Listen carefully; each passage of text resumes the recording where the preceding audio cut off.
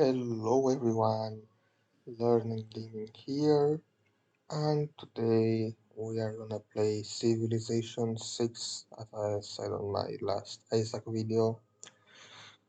We are gonna do an actually let's let's learn like beginner guide for the game. I haven't played it for a long time. The last time I played, we had the last leaders introduced to the game, like I think Abraham Lincoln, the new Caesar, and stuff like that. Before I start, um, if I go here to additional content, I am playing with some mods. All of them are visual mods, so text civic progress that modify the UI a little bit, or oh yes, this is UI. Better builder charges tracking. Um, I'll leave a list on the description for you to see all the mods that I'm using, and also I have all the DLCs, enabled. So if you see a mechanic that it's not on your game, maybe it's because you don't have the DLC or the mod. Having said that, let's start. So I'll create a little game for gatherings. Wait,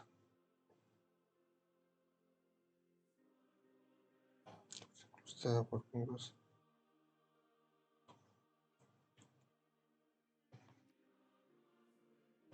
Example. Okay, the gathering storm expansion. We'll leave the difficulty in points for now. As a leader that I recommend to start. I'm not sure about the new ones, but I think a very good one should be Cleopatra, Gilgamesh, or Rome. I'm just gonna go with Gilgabro. He should be with the Gilgamesh over here. So here we have a little description of the leader abilities. So as Gilgamesh, when you are at war with a common foe, they and their allies share village rewards and share combat experience gains if within 5 tiles. Their alliances gain alliance points for being at war with a common foe, +5 combat strength against units of players at war with you and your ally. Uh, they are talking about alliances and more complex stuff that we're going to see probably later on to the game. But what this tells us is that our civilization should focus a little bit on making friends with everyone. All these abilities are not a must, you don't need to use all of them, but it's like a nice bonus that allows you to get a little advantage on over other civilizations. Here, when you capture a barbarian outpost, receive a tribal village reward in addition to the usual gold. Pay half the usual cost to Levi city-state units.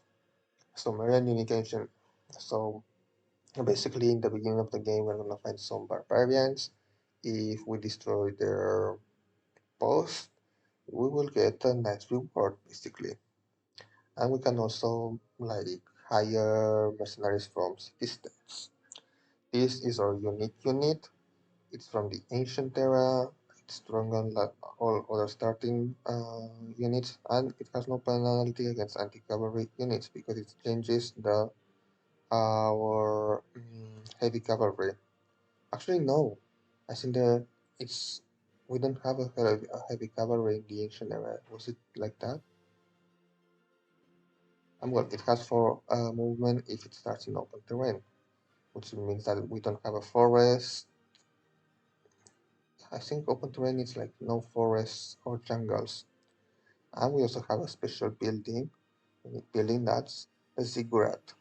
Unlocks the builder ability to construct a ziggurat unique to Sumeria, which gives us 2 science and 1 culture if next to a river. Cannot be built on hills. Now, so by looking at this, I'm thinking that we have so many bonuses towards a domination. Actually, not that much in domination because, we will need to have allies and we won't have an ally at the end. But especially towards science and a little bit of early, mm, early war to get some territories. So yeah, so many early bonuses that will make our civilization grow so fast in the beginning. So, very nice. As I told you, very basic, very good for beginners because it just adds a little bonus that, and then you need to learn the base games to play this civilization even better. So let's go in the map type. I'm thinking of changing continents. Continents will have a big mass of water in between us and other civilizations, which actually, no, I'll keep it. This way we'll can fight again. We will see also the naval combat a little bit. Disaster intensity, we'll leave everything like it is and we can start. I'm probably gonna make a cut here until the menu loads, the game loads. So see you soon, guys.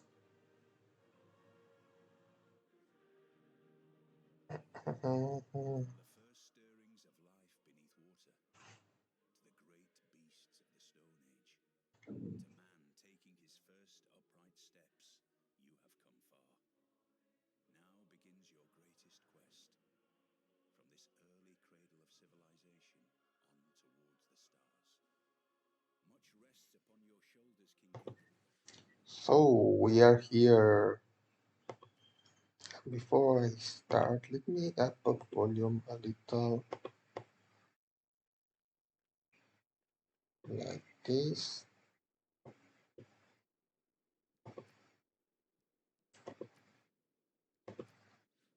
So as we can see, we're already in the game. This is the map. Here, if we go again back to the options, on interface, I have these settings, and something important. I also always have the auto unit cycling. It's more comfortable. The minimap is small. Increase it a little. Yeah, like that. It's fine. And where is the table? Diplomacy with weapon. Quick combat, enable, quick movement to make the game just go faster. Auto enter disabled. Analyzer. Ah, I'm looking for the diplomacy ribbon and I cannot find it here. Oh, yeah. Hmm.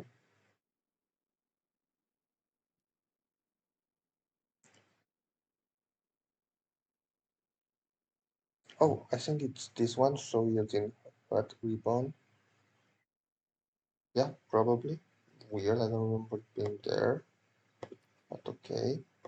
Basically, this thing here that shows me our power. The I think this is the score. The military power, science, culture, gold, faith, and diplomatic favor. Um, so the objective of the game is making your civilization um, beat all other civilizations in the game in one of the followings. Why is the world rankings not working? Hmm.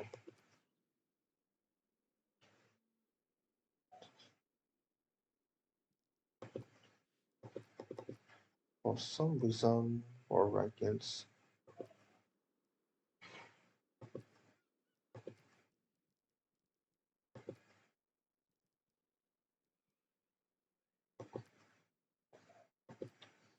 Okay, I have no idea why the world rankings button is not working. Maybe some of you can tell me in the comments. But there you will see how your civilization is doing compared to other ones in the 5 victory types that there are. There is scientific victory, which basically means if you open the technology tree, if we go all the way here, we need to unlock some technologies from the future era and travel to Mars. There are other objectives like sending a satellite to the moon before we can go to Mars. But that's basically how do we win? Basically producing a lot of science and having a lot of production. Next, culture victory. It's basically we need to have a lot of culture and a lot of tourism.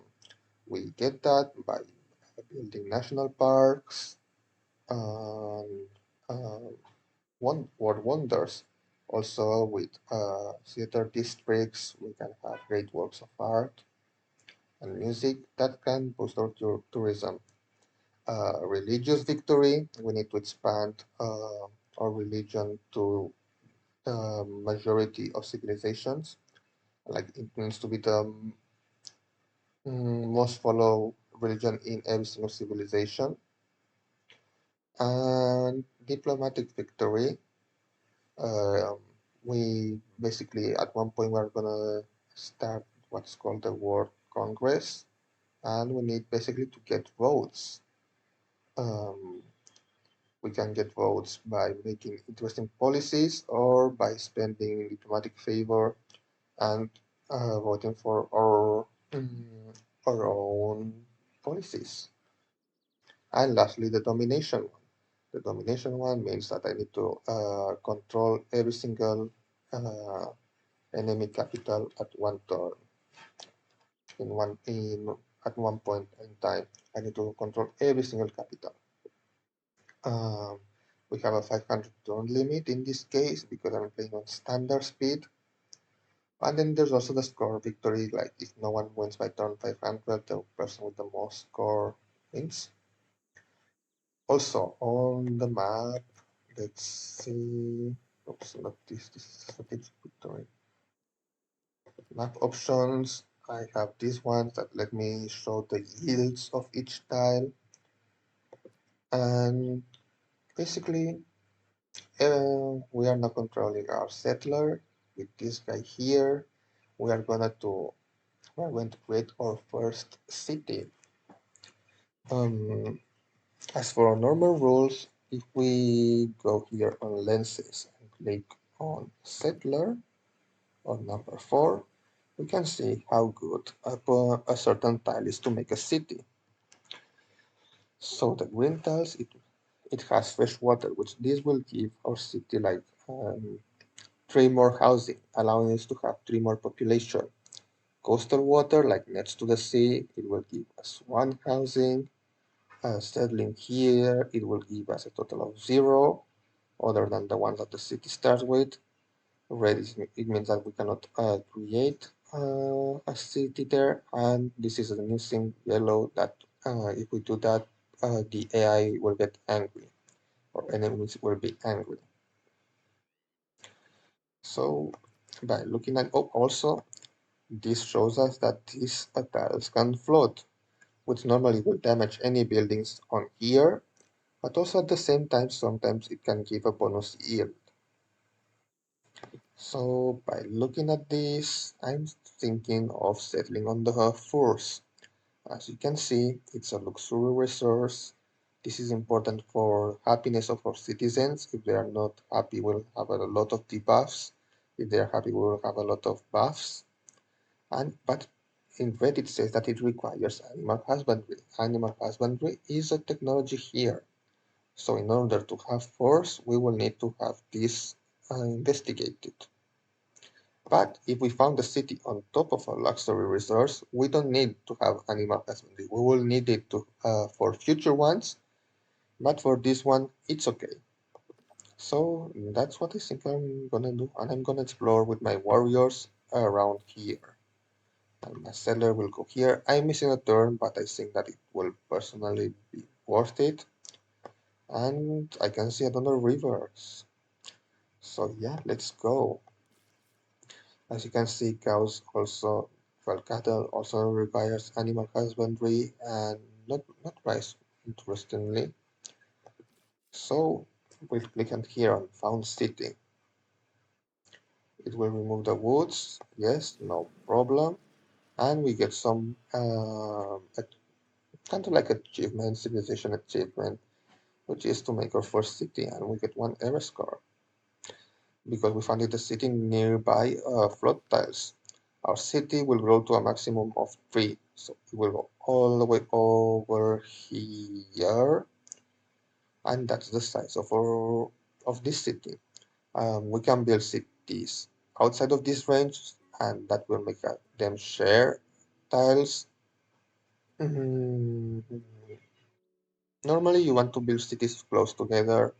Depends a little bit on your playstyle. It's more efficient to build them together because bonuses that we will get later on.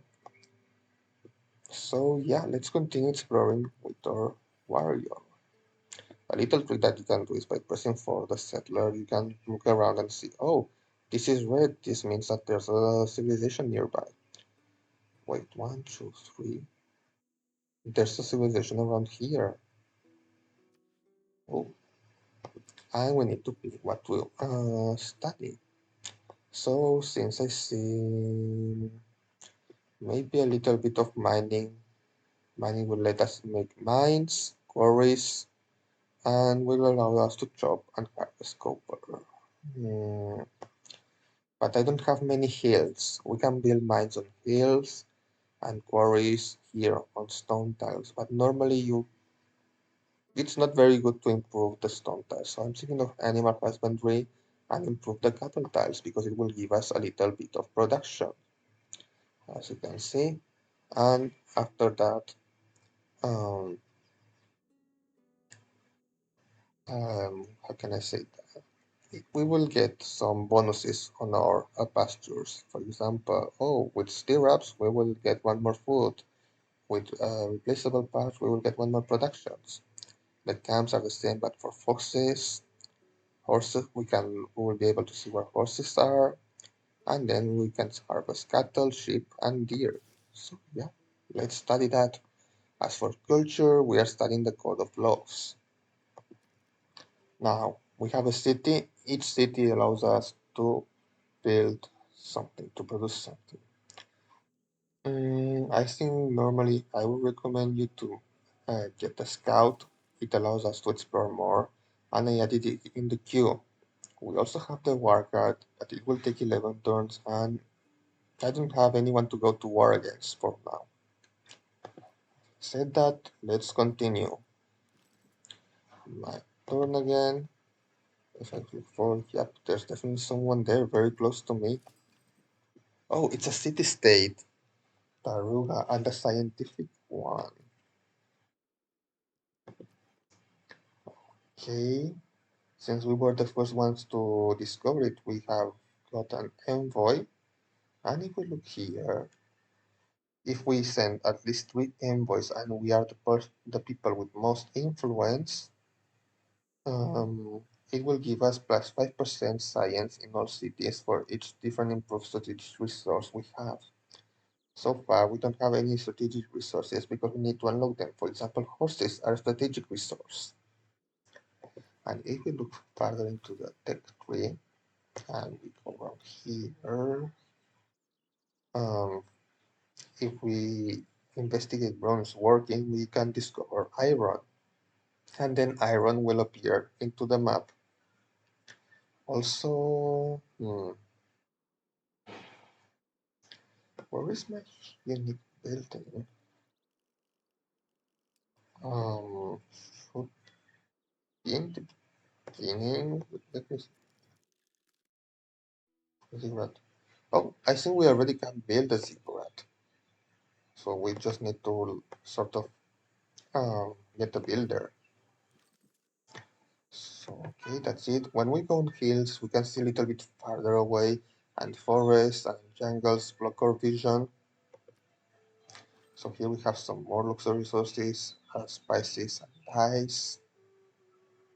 In this case, we have the sea around here. This is one resource, one resource. Let's go on the hill to see further. I'm feeling pretty confident here because we have like a chokehold and Taruga is kind of blocking it for other civilizations. And I don't think I'm gonna invade it, you know. For now, it's helping us quite a bit, and we are planning on going for science.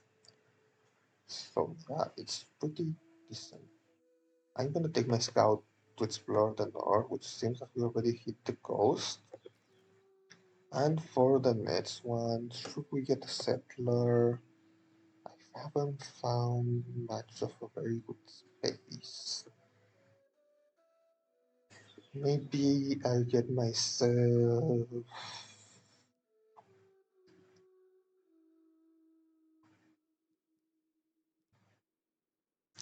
another slinger. It will be useful. Here we have discovered a tribal village. If you remember, if we destroy a barbarian outpost, we will receive a tribal village reward, which is basically if we go here, we will get a reward. And these rewards, we will get them when we destroy a barbarian outpost. So in this case, it advanced our investigation of archery. It will take us less turns. Okay. Another tribal village over there, and it's not that big of a stronghold. If there are no dogs in heaven. Nice. And another one. Okay. Let's go here. We'll skip the tomb because we want to land there. So, have we discovered any horses? There are no horses. I want to get my campuses going soon, even though I don't have that much of a good place. Hmm. If we look here, what my campus is a building that is a district, and we need to place it somewhere inside our borders. Before that, I want someone to work here because we are gonna grow faster. I'm gonna explain this later. So we will place a campus in one of our tiles, and that will render the tile half useless in a way. Oh, there are horses here. Nice. And basically, um, it will produce us a lot of science if we include the building that we're gonna build inside that tile later on. And depending on where you place it, you can get some bonuses. And in the campus's case, you get one science from each adjacent uh, grassland mountain tile, one science from each adjacent mountain plain style. So being next to mountains, you get one science from two adjacent rainforests, one science for two adjacent districts, and then for government plaza, Great Barriers, geothermal fissures, reefs, and the Pamukkale building, um, World Wonder Photo building. So with one of the mods that I have that is like a better map tags, you can sort of add them together. So you click on add map tag, you place it here. I say I want to build a campus. I will get +1. Why one +1? Because I have the two adjacent rainforest tiles. Now, why do I want to place it here? Because on this space, I want to place another building that's called an industrial zone, another district. Now, the campus is adjacent to two districts, the city center and the industrial area, zone. After this, since I have built the industrial zone here next to the rivers, I can get myself some boosts, I think. Let me just look. Maybe I should build it here.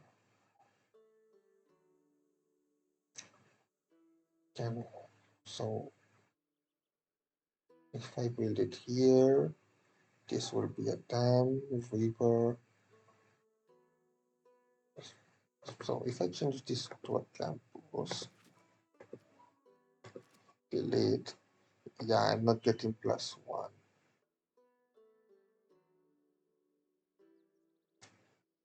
But then I'm gonna get a lot more production. Put it like this, okay. And then maybe here I can put a governor's plaza, something like that. I'm not gonna spend much time on this. Actually, better will be to put the map tag, to put the industrial zone here, okay. Then delete. Map tags one here. I put the campus. Oh, but I'm not gonna get the bonus because I'm not adjacent to that. We'll see. I don't want to get too farther into thinking about the long game for now.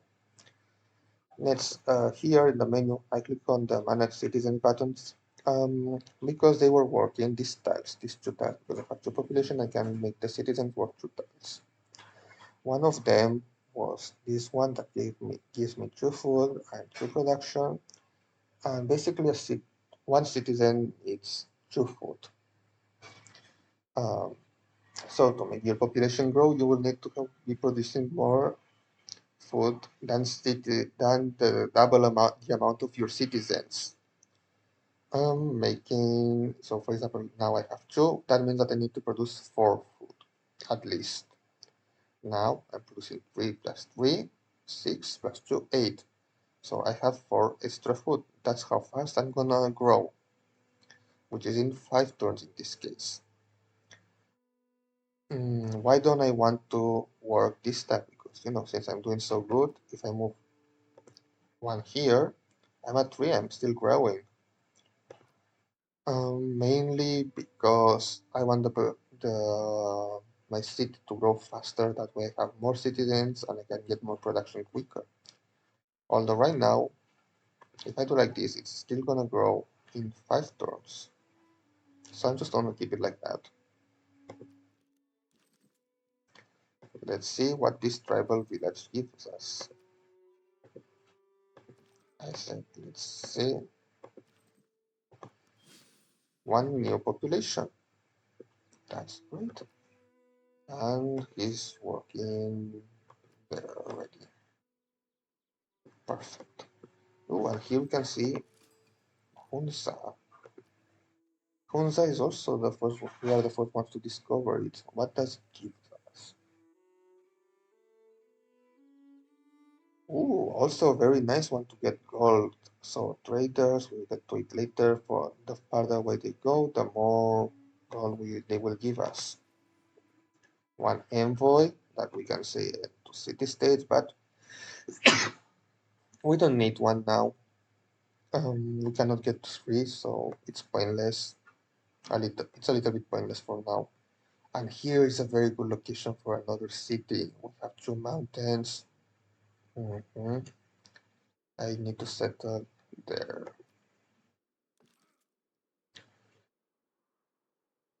And also, let me try to explore a little bit nearby. I like this desert quite a bit for some later thingy that I want to do. Oh, another tribal village. Let me go explore this part. Nice. And now I do want to make a settler. And I was thinking, yeah, here and then probably maybe another city around here somewhere. Maybe in this hill. Hmm